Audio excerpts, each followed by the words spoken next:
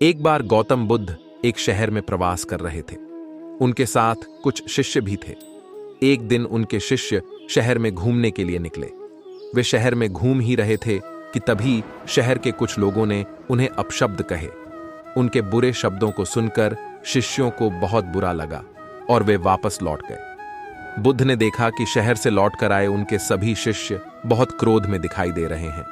उन्होंने शिष्यों से पूछा, क्या बात है, आप इतने तनाव में क्यों हैं?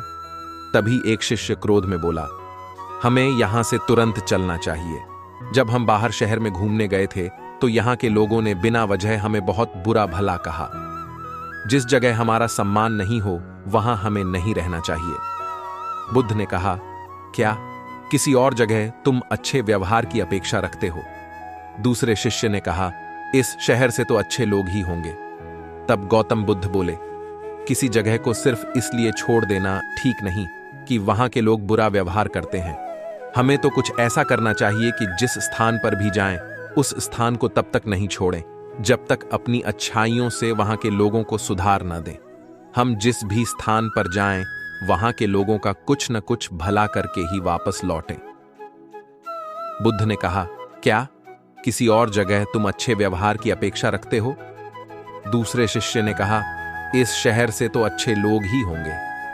तब गौतम बुद्ध बोले, किसी जगह को सिर्फ इसलिए छोड़ देना ठीक नहीं कि वहां के लोग बुरा व्यवहार करते हैं। हमें तो कुछ ऐसा करना चाहिए कि जिस स्थान पर भी जाएं, उस स्थान को तब तक नहीं छोड़ें जब तक अपनी अच्छाइयों से वहां के लोगों को सुधार न दें। हम जिस भी स्थान पर जाएं, वहां के लोगों का कुछ न कुछ भला करके ही वापस लौटें।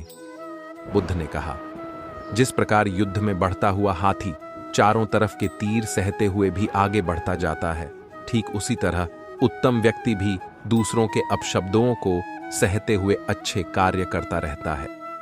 खुद को वश में करने वाले प्राणी से उत्तम कोई और नहीं हो सकता। बुद्ध की बात शिष्यों को अच्छी तरह से समझ में आ गई और उन्होंने वहां से जाने का इरादा त्याग दिया।